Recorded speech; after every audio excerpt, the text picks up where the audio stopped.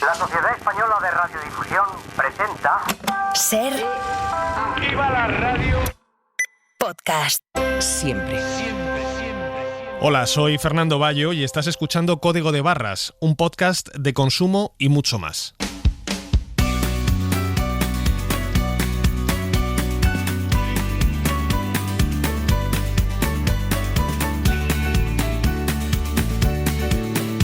En la cadena SER, Código de Barras, con Fernando Bayo. La mayoría de los españoles continúa sin saber qué son los alimentos ultraprocesados, que cada vez más estudios vinculan con el aumento de casos de diabetes tipo 2, sobrepeso, obesidad e incluso cáncer. Por eso, hoy vamos a hablar con un dietista y especialista en nutrición sobre cómo podemos sustituir esos productos industriales por alimentos mucho más sanos y, ojo, también más económicos. También vamos a conocer cómo funcionan las demandas colectivas y cómo se pretende regularlas para hacerlas más accesibles a cualquier consumidor que quiera plantar cara a una gran empresa. Por supuesto, también vamos a resolver las dudas de nuestros oyentes esta semana vinculadas con los efectos de la dana. Y precisamente, hablando de la dana, esta semana ponemos el foco, antes de nada, en la limpieza de las calles, cubiertas todavía de lodo en muchos municipios de Valencia. Ese lodo que, como vamos a saber ahora, tiene consecuencias no solamente a nivel medioambiental, sino a nivel de nuestra propia salud. Esto es Código de Barras. Empezamos.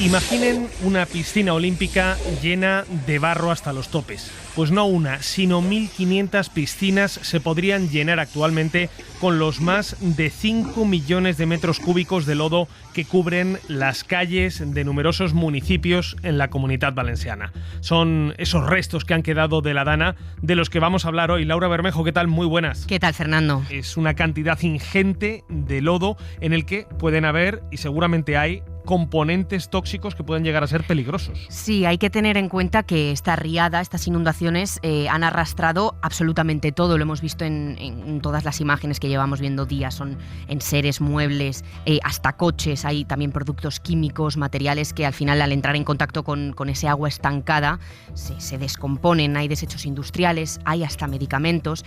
Nos ha explicado las consecuencias que puede tener en parajes como el de la Albufera el biólogo Javier Jiménez, que lleva trabajando años en el humedal.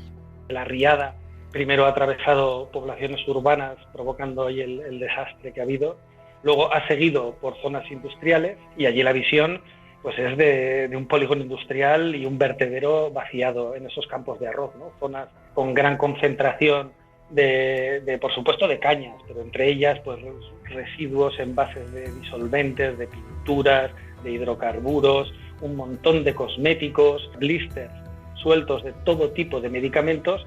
Están en muchas zonas muy concentrados, pero luego hay una dispersión que se continúa por todos los campos de arroz hacia el sur hasta llegar a los campos de arroz inundados y al lago, donde, digamos, dejas de ver lo que pueda haber porque hay agua. Empezamos a tener la intuición de que cuando este drama humano empiece a acabar y empecemos a ver lo que hay ahí dentro, yo veo que es una tragedia ambiental de gran escala. También Ricardo Bayo, que es secretario general de la Unión de Pequeños Agricultores y Ganaderos de Valencia, insiste en la peligrosidad de esta contaminación de la tierra para los cultivos. Eran polígonos industriales, también ha habido una depuradora de aguas residuales afectada y gasolineras y otros tipos de industrias que podrían ser susceptibles de verter contaminantes y que hayan sido arrastrados hacia las zonas donde ha ido desaguando el agua en dirección al mar. Si el suelo y las tierras de cultivo están contaminadas con tóxicos, con lodos de depuradora, con químicos, etcétera, pues esa tierra queda inhábil para ser cultivada y por tanto se requerirá de un tratamiento de esa tierra para descontaminarla. Inhábil en este momento, y también me decía Ricardo Bayo que existe un peligro para cosechas futuras. Esto no solo pasa en parajes naturales como la Albufera o zonas de huerta, también lo estamos viendo en los municipios. Se está viendo un problema enorme con esta acumulación de lodo en alcantarillas y en colectores. Todo ese lodo que se está solidificando y haciendo que el agua pues se estanque más todavía. ¿Y cómo se trabaja para retirar ese lodo, ese barro, incluso para poderlo limpiar de zonas comunes, pero que acaba en muchos casos en alcantarillas, en el subsuelo, ¿no? Pues sí, ahora mismo vertederos y depósitos que se han autorizado no pueden absorber todo el lodo que se está acumulando, y es por eso que la Generalitat Valenciana ha autorizado el traslado de ese lodo, de este barro y de otros residuos a varias canteras de la provincia de Valencia. Según hemos podido leer, en Ribarroja, en Bétera, en Náquera o en Buñol se están acumulando allí todo tipo de residuos, pero de momento no sabemos nada más. Sí que sabemos que se ha creado un grupo de trabajo con representación del CSIC y del Instituto Geológico y Minero de España, y se están identificando posibles zonas o canteras en las que depositar todo este material. Ricardo Moure es biólogo, doctor en biotecnología biomédica y divulgador científico, además de compañero nuestro en Serendipias. ¿Qué tal, Ricardo? Bienvenido a Código de Barras. Hola, muy buenas. El lodo, a estas alturas, más de 2 semanas después de la catástrofe, ¿qué peligros para la salud de las personas que están en contacto con él puede llegar a tener? Bueno, no es solo el lodo, es la situación en sí. Al final hay que pensar que en zonas urbanas, ¿no? como son pues Paiporta, Alfafar, claro, se ha mezclado todo ese lodo, ese agua está mezclado con agua de las cloacas. Entonces allí puede haber un montón de microorganismos, aparte de los que ya arrastra la riada en sí, que muchos están en el medio ambiente y algunos pueden ser patógenos, pero sobre todo los que pueden salir de las cloacas, ¿no? Por ejemplo, puede haber muchos patógenos causantes de diarreas. Algunos habituales, como por ejemplo la Escherichia coli, que es la bacteria típica que produce estas diarreas del viajero de cuando vamos a algún país que no es bueno tomar agua del grifo, y que no suelen ser muy fuertes. Pero claro, tener un proceso diarreico en una casa en la que no tienes agua corriente, no puedes cocinar dieta blanda, etcétera, es un problema grave. Pero es que aparte, en estas zonas en las que hay una contaminación muy fuerte de las aguas, pueden aparecer algunas cepas de Escherichia coli, que es las que se llaman verotoxigénicas, capaces de producir una toxina bastante potente, la toxina Shiga, y que es bastante peligrosa y puede llegar a producir fallo renal. Otro de los grandes problemas que sí que se está hablando ya estos días es la leptospirosis, que a lo mejor habéis oído que hay 2 casos sospechosos ya en voluntarios. Se lleva advirtiendo ya casi desde el principio que podía aparecer esta infección, porque es una infección que produce una bacteria, la leptospira, y que se transmite a través de la orina de roedores, principalmente orina de roedores, también algunos otros animales, pero principalmente ratas. ¿Qué pasa? Que ahora, con las cloacas completamente anegadas de fango, inundadas, las ratas han salido fuera y están buscando alimento. Muchas casas tienen rotas las puertas, tienen grietas, entonces pueden entrar los animales en las casas buscando comida y contaminar con la orina. Pero es que aparte, como ha salido todo este agua de las cloacas, en el barro de por sí también hay leptospira, y que además puede estar contagiando a otros animales de la zona, tanto silvestres como domésticos, y estar amplificando el foco y que haya pues más animales soltando su orina en el fango y que pueda hacer que aparezcan más casos. Esto sería de los grandes peligros, pero hay más. O sea, por ejemplo, uno de los peligros que la gente tiene que tener mucho cuidado, aunque que parece que la gente está muy concienciada, es el tema de los cortes y las heridas. Hay que tener en cuenta que este lodo, microbiológicamente, es muy activo. Entonces, una herida se puede infectar fácilmente además de microorganismos que algunos de ellos pueden ser muy peligrosos, como el tétanos, que yo creo que a todos nos suena, ¿no? De cuando éramos pequeños y nos clavábamos un clavo oxidado o lo que sea por ahí, que era corriendo ahí, hay que poner la antitetánica. Y en este caso, el problema viene de que el tétanos lo produce una bacteria, Clostridium tetani, que es anaerobia, es decir, no le gusta el oxígeno. Vive en lugares donde no hay oxígeno o hay muy poco. Uno de ellos es el fango, porque es tan compacto que no hay casi oxígeno. Entonces ahí puede estar esta bacteria, y si una persona tiene un corte más o menos profundo y no se limpia bien, la bacteria se queda dentro de la herida se cierra, y al cerrarse se crea un ambiente sin oxígeno que permite que esta bacteria crezca. Por eso se está insistiendo tanto en que la gente tenga mucho cuidado, que vaya con manga larga, y que en el caso de que tenga alguna herida producida porque se haya clavado algún objeto, o que sospeche que la herida pueda estar sucia, quedar algún resto dentro, que no se haya limpiado bien del todo, que acuda a recibir atención sanitaria. Pero entonces, Ricardo, por lo que tú nos estás contando, este lodo no es un barro inocente, sino que se ha convertido en un foco de infecciones que puede tener unas consecuencias graves para la salud. Laura también nos hablaba acerca de las consecuencias que puede tener para la contaminación de los subsuelos si no se trata de una forma adecuada. ¿Deberíamos estar tratando estas toneladas ingentes de lodo como un residuo especialmente peligroso con algún protocolo especial para este tipo de sustancias? Bueno, en principio es algo que ya se está haciendo, es decir, este lodo no se va a tirar por ahí, ¿sabes? No se va a apartar y llevar a un vertedero. Este lodo se están buscando localizaciones adecuadas para dejarlo donde contamine lo menos posible, porque esto lo habéis explicado muy bien, tiene una parte de desastre ambiental. Al final este lodo, en zonas, sobre todo en zonas agrícolas, industriales o urbanas, arrastra contaminantes, y tenemos que tener en cuenta que esa zona precisamente tiene esas tres cosas: tiene explotaciones agrícolas, tiene industria y tiene zona urbana. Entonces, ¿qué pasa? Que puede arrastrar, pues, de las explotaciones agrícolas, pues si estos grandes contenedores que puedan tener con pesticidas, con fertilizantes. En la parte industrial se puede llevar, por ejemplo, pues detergentes industriales que no solamente contaminan, sino que además los detergentes industriales pueden cambiar un poco la consistencia del lodo y que pueda ser más difícil de retirar. Y luego, sobre todo, a nivel tanto industrial como urbano, este lodo ha arrastrado mucho combustible de los coches. Tiene muchísimo. Entonces, claro, no es un lodo cualquiera de pues, por ejemplo, si hay una inundación en una montaña, que al final lo que ha bajado es tierra de la montaña y puede producir un desastre, pero más la parte física, ¿no? Que destroza cosas, que cubre plantas, mata animales, etcétera, etcétera, sino que aquí estamos hablando de que realmente se pueden haber liberado al entorno muchos contaminantes, de los cuales además el efecto a largo plazo no se conoce demasiado. Yo he estado justo estos días, estaba buscando si había evidencia científica sobre si en lugares donde hay una inundación de estas características, si en los años siguientes pues pueden aparecer, por ejemplo, más casos de cáncer, vamos a poner un ejemplo, ¿no? Derivado de los contaminantes que se hayan liberado. Y es un tema que no está casi estudiado, porque claro, es súper variable, va a depender mucho si en la zona había unos contaminantes u otros. Entonces, esto es algo que también se tendrá que atender en el futuro, el ver si hay que hacer algún tipo de seguimiento, estudiar, tendrán que hacer estudios de, pues en las diferentes zonas, qué contaminantes se han encontrado en ese fango, y en función de eso, pues hacer un seguimiento de los posibles problemas para la salud que se puedan derivar de esto en el futuro.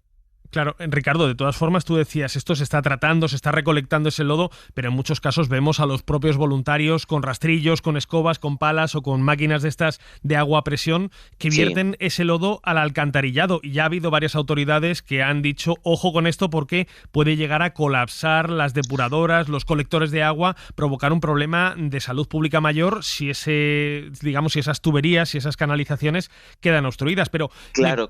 Me pregunto aún más, decía antes Laura, que ya hay varias, localizaciones en la provincia de Valencia que están dispuestas a acoger esas miles de toneladas de lodo en minas al aire libre o incluso también en canteras que ahora mismo no están activas. Y claro, ¿ese lodo se acumula directamente, se vierte tal cual o se tiene que meter en algún tipo de continentes específicos para evitar que el contenido se desparrame y contamine el subsuelo?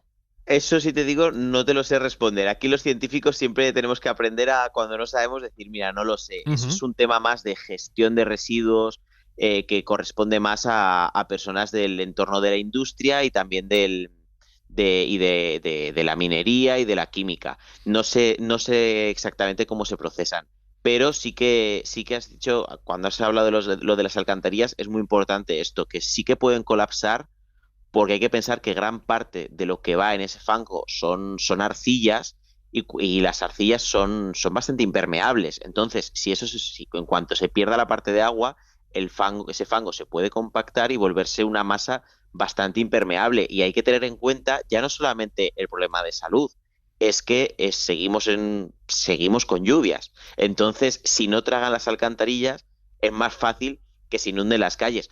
No quiere decir que vaya a pasar lo mismo ni parecido, porque no, lo que pasó en estos pueblos de los alrededores de Valencia no es que se inundasen, sino que llegó una riada con mucha fuerza. Pero sí que se puede acumular más agua y quedarse más agua estancada si no consiguen tragar las alcantarillas y gran parte de lo que han limpiado, pues que tengan que volver a limpiarlo otra vez. o que se estanque el agua, con el problema que eso supone tanto de higiene como también para uno de los problemas que se habla también que puede producirse en las próximas semanas, que es un aumento de los mosquitos. Pues Ricardo Moure, qué gusto da encontrar a expertos como tú que explican tan bien las cosas y sobre todo que ponen en contexto las posibles consecuencias de que no se actúe con protocolos establecidos ante estas situaciones. Te agradecemos mucho que te hayas pasado hoy por Código de Barras. Muchas gracias a vosotros. Laura, qué gusto da escuchar una voz autorizada como la de Ricardo Moure, recordemos, biólogo, doctor en biotecnología biomédica y divulgador a través de Serendipias, que nos explica, incluso me dejaba preocupado, la proliferación de mosquitos, porque claro, el agua estancada, eso es, digamos, territorio propicio. Ya lo hemos hablado en muchas otras zonas, por ejemplo, ya lo dijimos con el virus del Nilo, esa cantidad de agua estancada probablemente no sea inocuo también para toda esa proliferación de posibles mosquitos y las enfermedades que pueden llevar con ellos. Bueno, pues hay que hacer un seguimiento muy serio a el tratamiento de esos lodos, dónde se llevan, cómo se llevan, dónde se almacenan. Y yo me pregunto, y te lanzo aquí una pregunta a ver si de aquí sale algún tramo o no. ¿Qué está pasando con todos esos materiales que han quedado arrastrados y varados en mitad de calles y avenidas en tantas localidades de Valencia? Hablo de coches, hablo de electrodomésticos, hablo de muebles, de todo tipo de enseres que han quedado inutilizados, que tendrán que ir a algún sitio. ¿Se tratarán también de una forma correcta? Deberían. Y desde luego que ahora mismo las calles ya las hemos visto. Están llenas de montañas, de muebles, de enseres, pero esto tendrá que ir a algún sitio.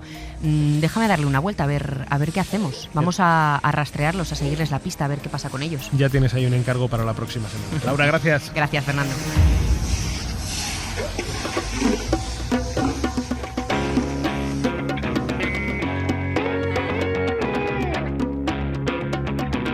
Síguenos en Twitter, en Facebook y en Instagram, @Código de Barras. Y escúchanos siempre que quieras en Ser Podcast y en la web de la Ser.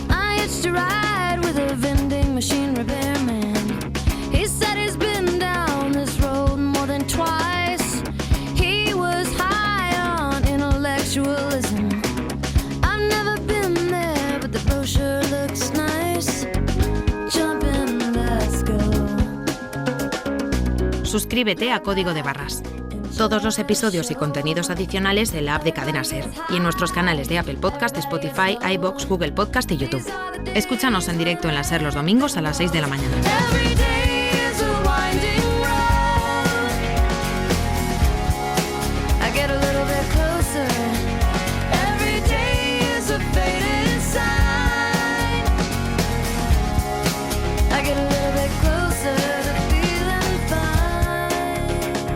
Seamos sinceros.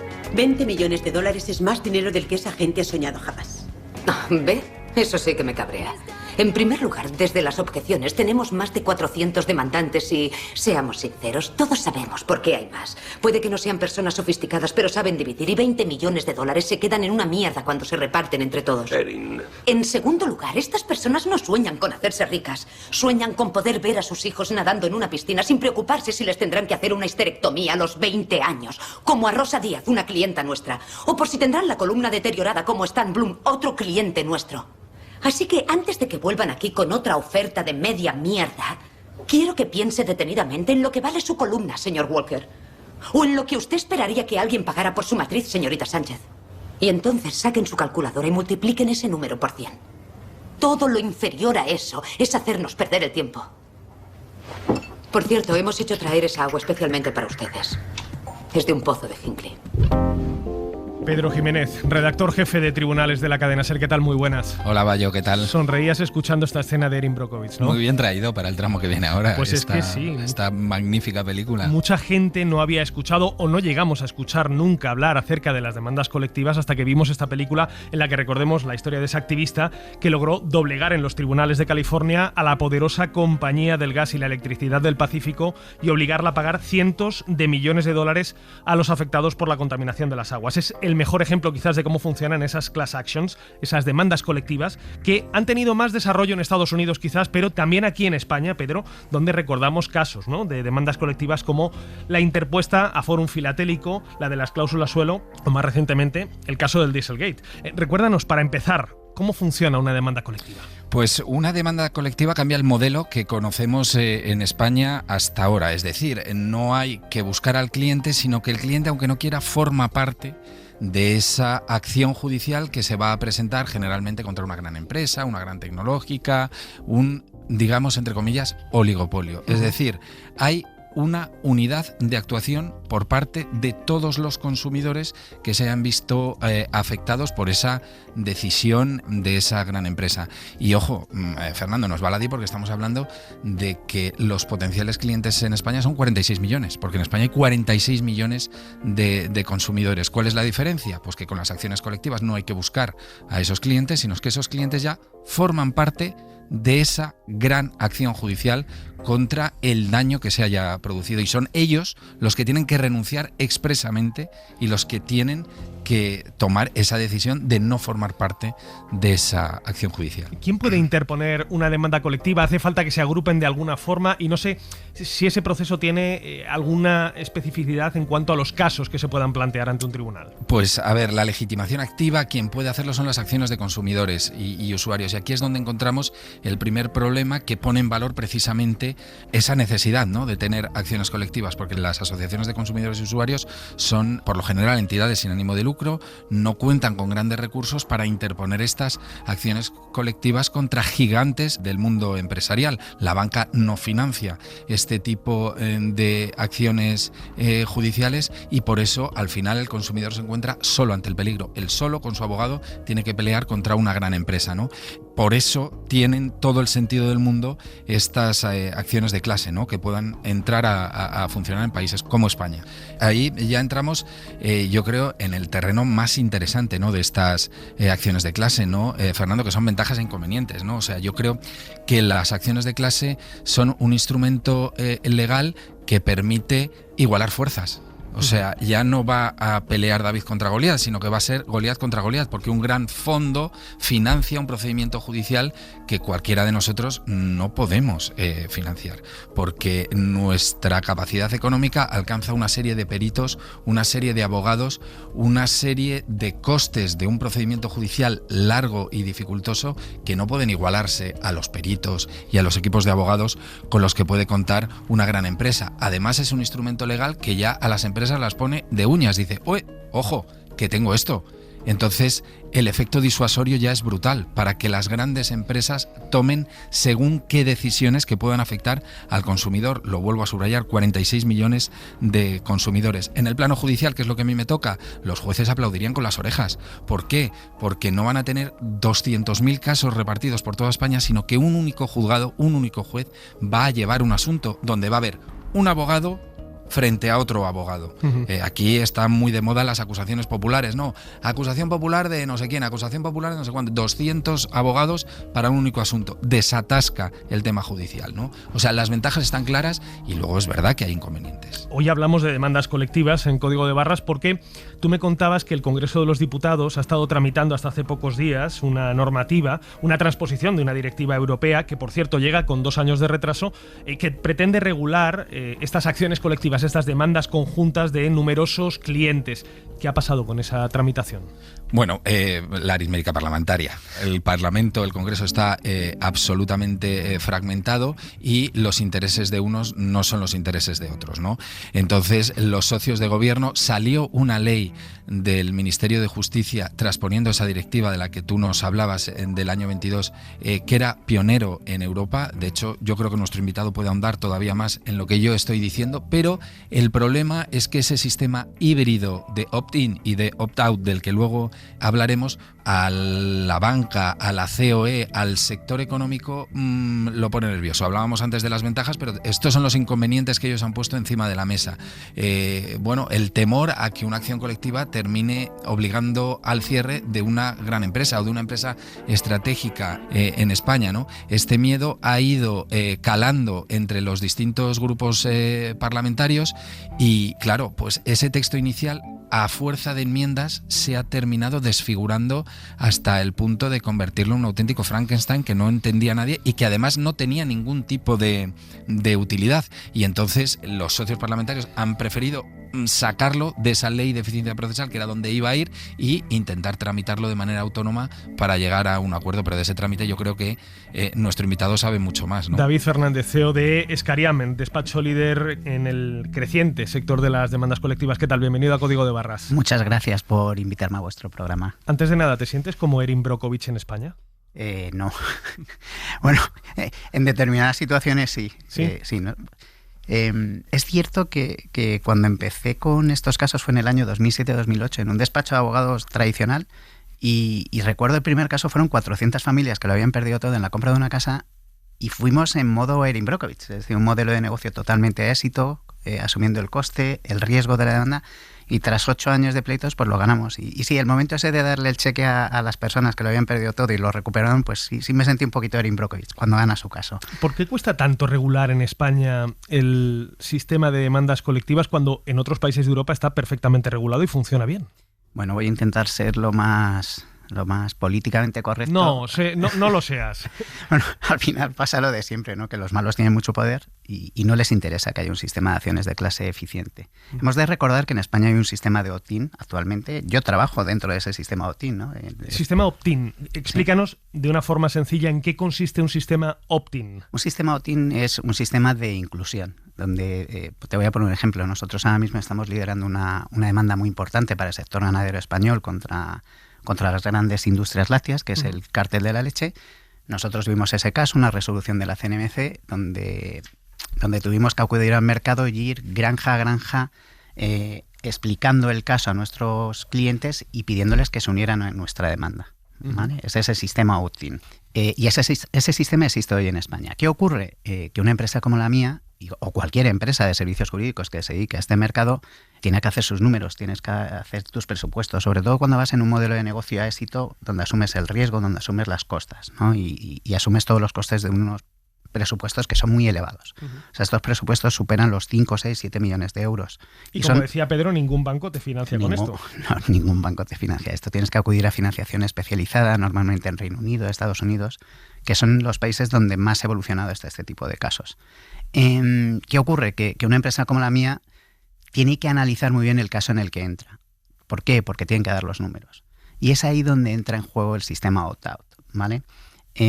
Yo solo voy a llevar casos que me permitan acudir al mercado y cuando gane, pues poder recuperar lo que he invertido, ¿no?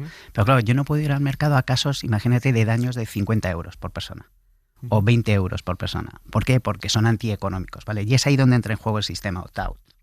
El sistema opt-out lo que busca es un sistema de exclusión, es decir, una asociación ve que hay un caso importante, plantea el caso, busca financiación para el mismo, busca muy buenos abogados para el mismo y va al juzgado y presenta la demanda. Con esa demanda representa a toda la clase afectada por ese caso.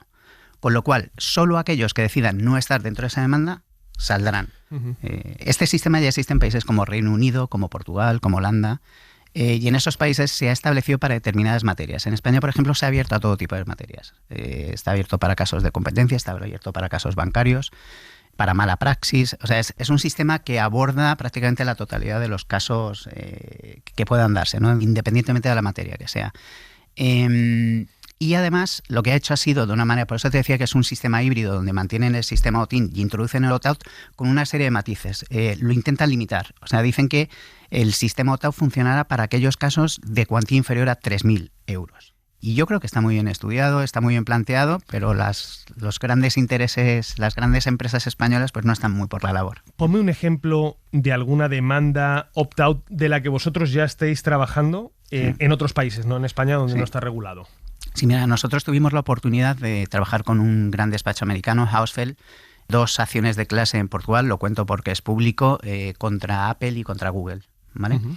En esas acciones de clase los daños por afectado no superaban los 50 euros. Es decir, que una persona no se va a meter en un juicio por 50 euros. Ni una persona, ni un despacho de abogados, ni los economistas que requieren estos casos, ¿vale? Los informes de los peritos y los economistas en estos casos son muy cuantiosos. O sea, se operan los 2 millones y medio, 3 millones de euros, ¿vale? Pero tienen que hacer unos modelajes econométricos muy potentes para determinar el daño que afecta a toda una población por las prácticas, ya sean colusorias, ya sean anticompetitivas, ya sean de exceso de precio que practican estas grandes multinacionales. Pero 200.000 personas que tengan ese mismo problema pequeño de 50 euros, juntándose, a lo mejor si se plantean una demanda colectiva. Bueno, de en este este tipo. caso que me estás diciendo, la asociación podría plantear una demanda de 1 billón. Y entonces sí tiene sentido. Bueno, tiene sentido incluso con importes menores. Estos casos que te digo yo son unas reclamaciones del entorno de los 200, 300 millones de euros. Y son demandas que sus presupuestos rondan los 5 o 6 millones de euros y que requieren de financiación especializada. Sin esa financiación especializada, estas acciones de clase no se dan en todo el mundo. No se hacen. Vamos, en Alemania se estableció un sistema híbrido parecido al que quiere introducir el gobierno actual de España, pero decidieron limitarlo. Y lo limitaron en la financiación, fíjate. Y dijeron que los fondos que inviertan en esos casos solo pueden recibir hasta un 10% del total recuperado. ¿Sabes cuál ha sido la consecuencia? Que ningún fondo se quiere meter. Que no se ha puesto ninguna acción de clase en Alemania. Porque me decías, hay financiación por parte de empresas especializadas en el Reino Unido, en Estados Unidos. Esa financiación que viene por parte de fondos de inversión que buscan casos donde crean que pueden sacar esa comisión que les rentabilice lo que invierten. Claro, al final la inversión, como en cualquier sector, son hedge funds. Me imagino que de grandes familias que tienen mucho dinero y deciden invertir, igual que invierten en real estate o que invierten en private equity, deciden invertir en este tipo de acciones también porque van muy ligadas al mundo ESG. Porque al final no nos olvidemos que el 90% de las acciones de clase o de los casos que nosotros llevamos tienen un impacto social y medioambiental en muchos casos muy grandes. Entonces, estos hedge funds están siendo incluso protegidos por la Unión Europea y les están animando a invertir en este tipo de casos. ¿Puede darse el caso de que una de esas empresas inversoras, uno de esos fondos de inversión, invierta en una demanda colectiva contra una empresa en la que también tiene acciones? No, pues es una de las cosas que suele revisarse mucho en las inversiones de los casos, en los conflictos de interés. O sea, normalmente cuando un fondo de litigio se invierte en un caso, lo primero que hace es un conflict check para ver que no afecta a empresas yo de hecho me he encontrado en alguna operación donde el fondo de litigio no ha podido entrar porque tenía otros fondos cercanos de la matriz que invertían en empresas que iban a verse afectadas por la acción de clases. ¿Tú crees que a día de hoy los consumidores y usuarios españoles están debidamente protegidos o urge establecer un tipo de normativa que permita que cualquier persona pueda, ante cualquier injusticia que se le presente, sea la pérdida de un vuelo, un defecto en el producto que ha comprado o un servicio mal ofrecido, presentar una demanda, si son muchas personas, una demanda agregada de muchos usuarios? Yo creo que urge, pero no solo, o sea, en primer lugar, por supuesto, por los consumidores, para que no haya en Europa consumidores de primera y consumidores de segunda. Es decir, yo siendo un consumidor español no me gustaría no tener la capacidad de poder ser representado frente a Apple por los abusos de posición de dominio que está teniendo y que un vecino portugués sí lo puede hacer, ¿vale? Por supuesto que urge. Y en segundo lugar, yo creo que hay algo que no se está viendo y es el propio sector legal. O sea, no está viendo una oportunidad de mejora, de innovación dentro del mercado que afecte incluso en aspectos muy positivos a la economía española. Recuerdo en Reino Unido, cuando entró el sistema de acciones de clase, la facturación del sector legal se incrementó mucho o incluso subió creo que 1 o 2 puntos el PIB de Reino Unido, con motivo de este tipo de acciones de clase que movieron el mercado y fue beneficioso para el propio mercado. Y se está viendo en Holanda, se está viendo en Portugal. Yo creo que lo que tiene que haber es una propuesta de consenso, donde las asociaciones, donde los partidos políticos lleguen a una posición de consenso, que yo creo que está muy cercana con el proyecto de ley que se ha presentado, porque no es un proyecto de ley radical, es un proyecto de ley a la vanguardia de lo que está ocurriendo en Europa. Hablaba antes, Pedro, del efecto disuasorio que puede llegar a tener en las empresas este tipo de acciones colectivas por parte de usuarios y consumidores. Es decir, que no haga falta ni siquiera llegar al punto de producirse la demanda, sino que las propias empresas se tienten la ropa antes de cometer una irregularidad, de dar un mal servicio, de ofrecer un producto defectuoso. Es así, y está ocurriendo ahora mismo en Europa. ¿Vosotros lo estáis viendo? Claro que lo estamos viendo. Mira, ahora mismo hay un caso muy importante en España, el caso Booking, donde Scarian está ahora mismo liderando ese caso a nivel español, representando a cientos de hoteles españoles frente a esta gran multinacional ahora americana. Y no es solo nuestra acción, sino la propia DMA, la Ley de Mercados Digitales, establece una serie de componentes y de requisitos a Booking, le ha nombrado ahora mismo Gatekeeper, que le hace ser muy cuidadoso en su forma de actuar. El Tribunal Superior de Justicia de la Unión Europea a Booking le acaba de decir que cláusulas paritarias que introducen los contratos con los hoteles, ojo, que parece que no son legales. Entonces, ¿qué hace Booking? Retirarlas. Efecto disuasorio. Al final, cuando se tiene una buena legislación, se evita llegar al punto del conflicto. Claro, y los hoteles españoles van a ser más fuertes y los consumidores nos vamos a ver beneficiados. David Fernández, CEO de Escariam, despacho líder en España en este sector de las demandas colectivas. Gracias por haberte pasado hoy por Código de Barras a contarnos, bueno, pues cómo funciona este mundo y sobre todo cómo debería funcionar mejor si se aprueban las próximas legislaciones. Muchísimas gracias a vosotros. Y Pedro Jiménez, compañero, muchísimas gracias. Gracias a ti, Fernando. En unos segundos abrimos nuestro consultorio. Si usted tiene cualquier duda o reclamo de consumo, envíenosla a códigodebarras@cadenaser.com o escríbanos un WhatsApp al teléfono del programa al 679 01 7014. Need to come together and live in peace. There's no other way for you and me. It's time to rise. It's time for you to be free.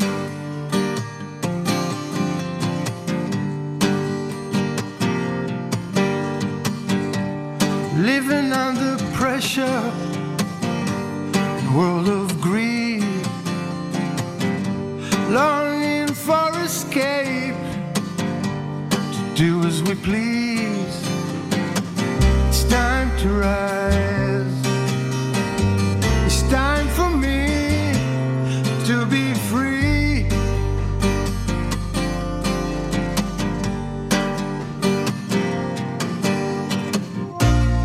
Try so hard when we don't need to try so hard. Silence is what I hear them say. A bit of food, bed and a roof is all we need.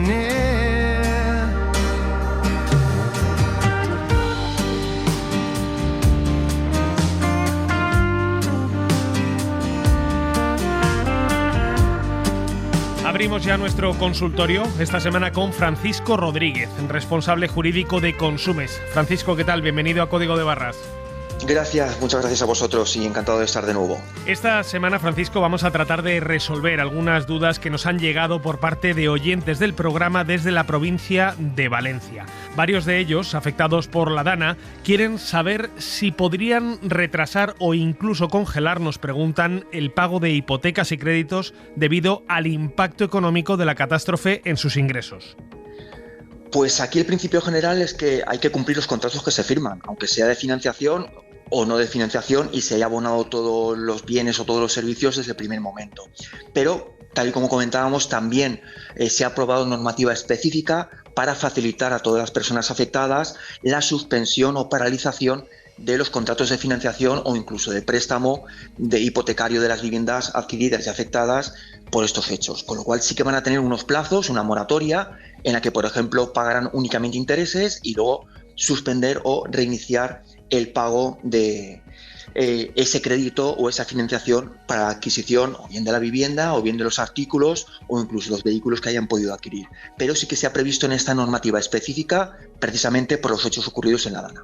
También nos preguntan en códigodebarras@cadenaser.com qué pasa con los servicios de suministro de agua, electricidad, gas y especialmente el servicio de telefonía que no se ha prestado durante estos últimos días. No sé si hay forma de que esos oyentes recuperen el dinero pagado. Aquí tenemos que tener claro una cosa, estamos ante unas circunstancias muy excepcionales con todo lo que ha ocurrido. Evidentemente hay una causa de fuerza mayor en la que las empresas de servicios no habrán podido prestar los servicios que tenían previstos, pero sobre todo las personas afectadas no habrán podido recibir esos servicios, simplemente por los daños y destrozos que ha causado la DANA en las infraestructuras e instalaciones. Aquí, afortunadamente, y a pesar de que tenemos una normativa bastante genérica que sí que habla de la causa de fuerza mayor, en la que el consumidor sí que podría solicitar la suspensión o la devolución proporcional de aquellos servicios que no haya podido recibir, sí que afortunadamente se ha previsto estas circunstancias para estos hechos concretos y se ha aprobado normativa en la que el consumidor o las personas afectadas podrán solicitar a las compañías prestadoras de este tipo de servicios la suspensión parcial o la devolución parcial de los servicios que no se hayan podido recibir en estas fechas y por estos hechos. Por último, Francisco, desde Consumes lleváis varios días advirtiendo de la proliferación no solamente de bulos, sino también de intentos de estafa vinculados a esta catástrofe de Valencia. Efectivamente, lo que más nos está preocupando estos días es que seguramente, como ya han aparecido ahora, seguirán apareciendo mensajes, avisos, correos electrónicos de gente que quiere aprovecharse de esta situación y quiera obtener de forma maliciosa los datos personales y bancarios de las personas afectadas. Este tipo de estafas surgen todos los años y en todas las épocas. Cuando es época de la declaración de la renta, nos llegan mensajes o SMS pidiéndonos de forma fraudulenta los datos bancarios para hacer una devolución. De tanto en tanto nos llegan mensajes con supuestas multas que tenemos que pinchar un enlace, y todo esto es lo que intentamos que evitar en este tipo de situaciones, sobre todo ahora que la gente afectada está todavía más sensible, más preocupada por los temas económicos y por las ayudas que puedan ir llegando. Además, hay que recordar que hoy en día es muy fácil copiar una página web, copiar los logos de la administración, redactar un correo electrónico. Antes este tipo de estafas eran más detectables porque incluso las traducciones al castellano eran horrorosas y enseguida podías sospechar, pero hoy en día cada vez están mejor hechas, con lo cual hay que ser muy prudente, evitar pinchar en enlaces si no reconocemos quién nos envía ese mensaje, y antes de poner un enlace, pinchar un enlace, acudir a una página web de la que podamos sospechar, asegurarnos de que es una fuente fiable y, sobre todo, si tenemos cualquier duda, acudir a los organismos oficiales, a asociaciones de personas consumidoras y usuarias, a cualquier organismo que nos pueda, por lo menos, dar la seguridad y la confianza de que esa información es la correcta y que nuestros datos no van a ser utilizados en cosas que no tengan que ser en beneficio, y evitar ese tipo de estafas. Pues Francisco Rodríguez, responsable jurídico de Consumes, como siempre, muchísimas gracias por tus advertencias a la audiencia y por resolver las dudas de algunos de nuestros oyentes. Muchísimas gracias a vosotros, como siempre, un abrazo.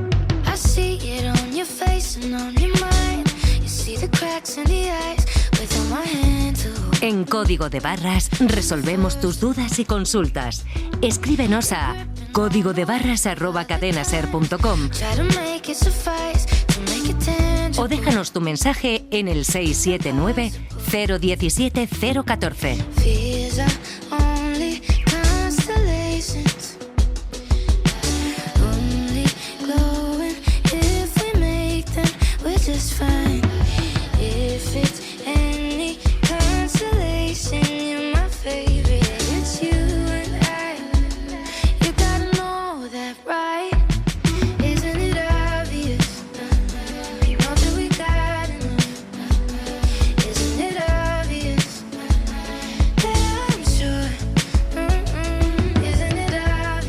Los alimentos ultraprocesados suponen ya 1/3 de la ingesta calórica de los adultos en España, y su presencia en los menús de niños y adolescentes no deja de aumentar, tanto como la preocupación de los nutricionistas, que desde hace tiempo advierten de los peligros que una dieta cargada de aditivos y conservantes industriales puede tener a largo plazo en nuestra salud.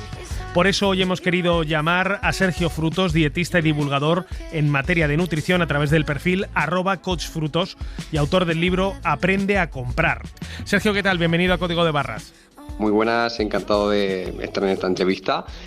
Espero que les sirva de ayuda a muchas personas.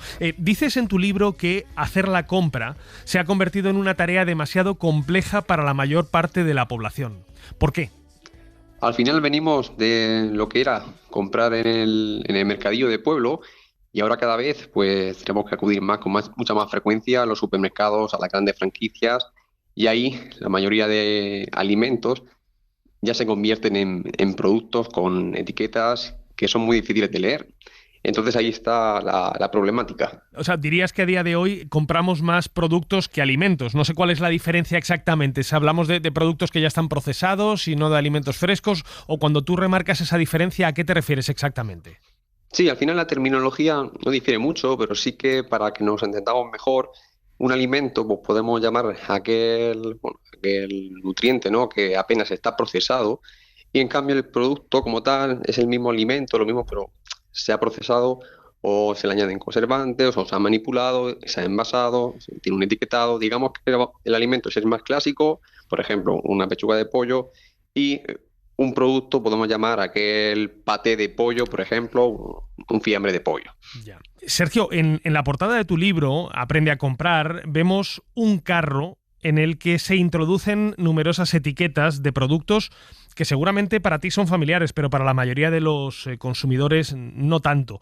Hablamos de la maltodextrina, hablamos del glutamato, de los carragenanos, del azúcar, de los fosfatos, los sulfitos, el aspartamo, los nitritos. De todos estos productos no hay una constancia de que su consumo per se sea nocivo necesariamente, pero sí un consumo acumulado a lo largo de los años podría tener efectos sobre nuestra salud, ¿no? Bueno, seguramente de lo que hayas nombrado, la mayoría de personas no conocen ni el más sencillo, ¿no? Por ejemplo, una maltodextrina, que sería bueno, un derivado del azúcar, que ni siquiera conocemos y vemos esa palabra en los ingredientes y decimos, ¿qué es esto? Entonces, claro, tenemos dentro de lo que son esos ingredientes, pues un apartado de aditivos, que algunos son nocivos y otros que pueden llegar a ser perjudiciales a largo plazo.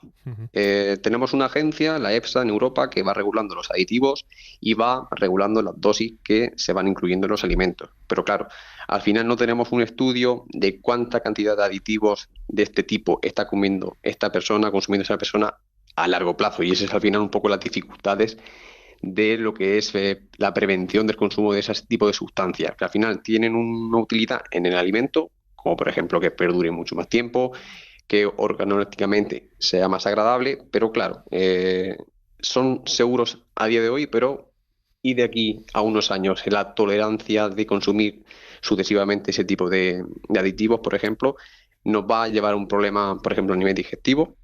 Es un dilema, ¿no? Claro. Pero está claro que cuanto más natural comamos, seguramente no tengamos ningún tipo de esos problemas a largo plazo. Sergio, tengo aquí a mi lado a mi compañera Cristina Pareja, Hola. Experta en técnicas prácticas de recetas sencillas. Cristina, ¿qué tal? Muy buenas. Muy buenas, muchas gracias por invitarme de nuevo. Cris, tú me propusiste un ejercicio hace unos días que me pareció muy interesante, y es tratar de sustituir esa tentación de echar mano de ciertos productos del supermercado y sustituirlos por alimentos procesados de manera artesanal en casa, que son no solamente más saludables, sino más baratos, ¿verdad? Exacto. Bueno, es que hay muchísimos. Sí.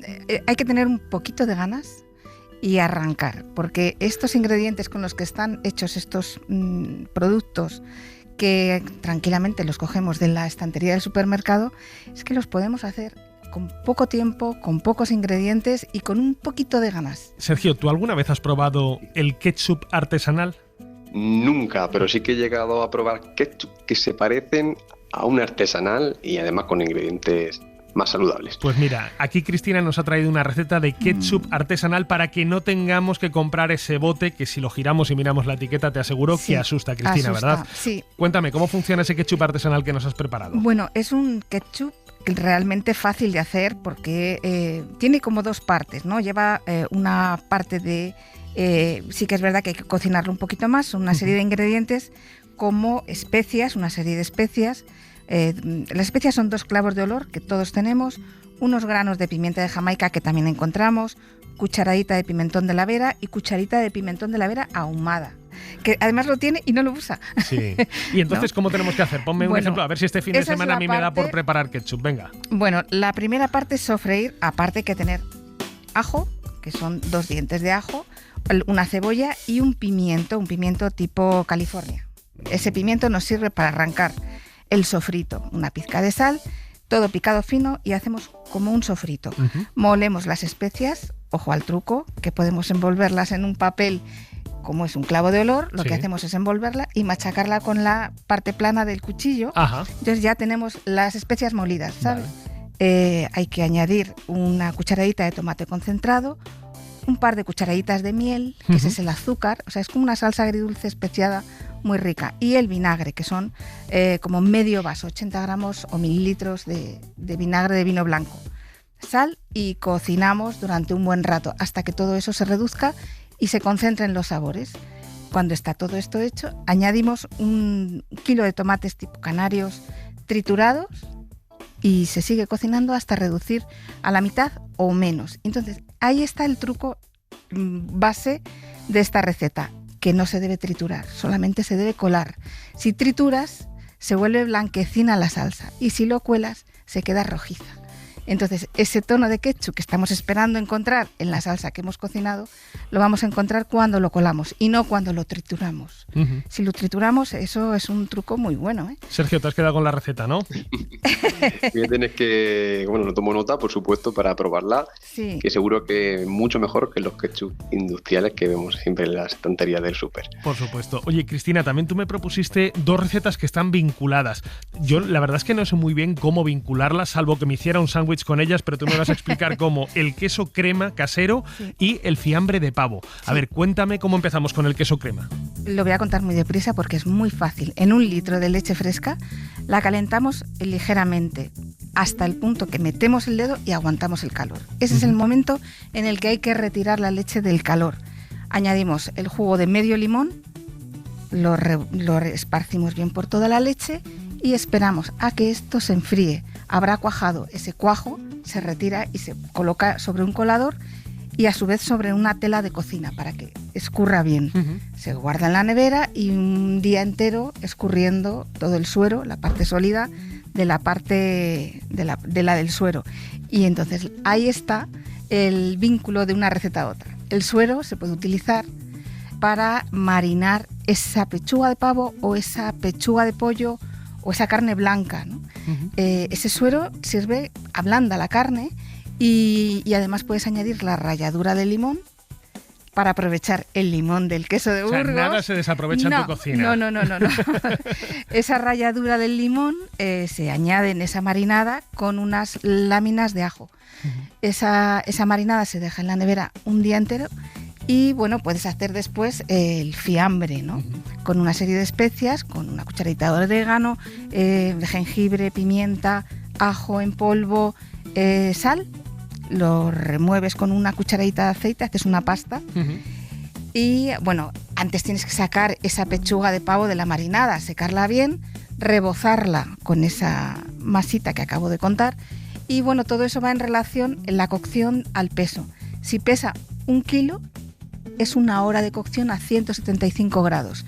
Si pesa medio, es media hora de cocción a 175 grados. Es muy fácil. Y ya estaría cocinada la pechuga o de pavo o de pollo. Y ese es el vínculo. El suero se aprovecha para marinar y lo mismo que se puede cocinar al horno, tú en verano te las haces a la brasa, esas pechugas, y quedan muy jugosas, muy ricas. Y con mucho sabor. Sergio, ¿tú has sustituido algún producto industrial o tienes esta costumbre de ir buscando recetas con las que puedas evitarte esos productos cargados de aditivos, cargados de todo tipo de sustancias que, como decíamos antes, todavía no sabemos muy bien qué efectos pueden llegar a tener a largo plazo sobre nuestra salud? Tengo que confesar que yo suelo tirar de productos por falta de tiempo, pero eso no quiere decir que sean más saludables y caseros los que propone Cristina, sobre todo los fiambres, porque los fiambres industriales llevan muchos conservantes, y de esos conservantes que son un poco más polémicos, e incluso dentro de lo que es el porcentaje de carne, que sería uno de los aspectos más importantes para elegir una pechuga de pavo, una pechuga de pollo en fiambre, es el porcentaje de carne, que nos encontramos una cantidad a veces ridícula, como un 60%, cuando realmente hacerlo casero te asegura que estás utilizando un 99% de carne, más el requesón, las especias que quieres añadir, o sea que te aseguras una máxima calidad de producto hacerlo en casa, eso sí. Pues la verdad es que son recetas muy interesantes. Cris, vamos a dejar otras 2 recetas al menos en tu perfil en redes sociales, @comemosalas3, para que nuestros oyentes puedan, pues curiosear, buscar esas recetas alternativas para sustituir productos por alimentos, que es un poco la tesis del libro que nos ha traído Sergio Frutos, @coachfrutos, aprende a comprar, las claves para elegir productos más saludables, en la editorial Oberón. Sergio, muchísimas gracias por haberte pasado hoy por Código de Barras a hablarnos sobre toda esta variedad de técnicas que podemos utilizar para intentar llevar una vida, no sé si un poco más barata, pero al menos sí un poquito más saludable, ¿no? Muchas gracias, Fernando, por invitarme, y seguro que estos pequeños consejos a las personas les ayudan al menos a tener una vida más saludable. Y a ti, Cristina, muchísimas gracias como siempre. A ti siempre. Estoy deseando probar ese ketchup, ¿eh? Bueno, pues lo vas a probar. ¿Sí? Sí, te lo traigo. Qué maravilla, qué bien. Gracias, Cris, como siempre. A ti, muchas gracias.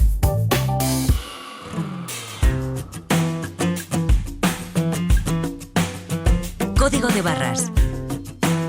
El consumo en la SER. Nos vamos ya. En la producción esta semana ha estado Laura Bermejo, en la técnica José María Sendra y en el diseño sonoro, como siempre, nuestro compañero Marcos Granado. Ya saben que pueden recuperar este y el resto de episodios de Código de Barras en SER Podcast y, por supuesto, también nos pueden escuchar a través de la web de la SER y en las principales plataformas de audio. Nos volvemos a sintonizar el próximo domingo. Hasta entonces, como siempre, feliz semana y recuerden, consuman con cabeza. Fernando Bayo.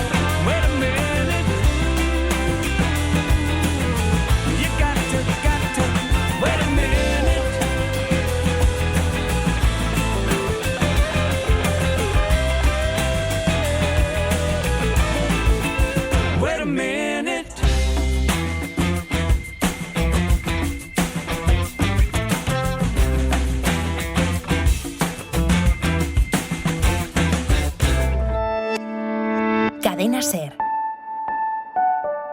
La radio.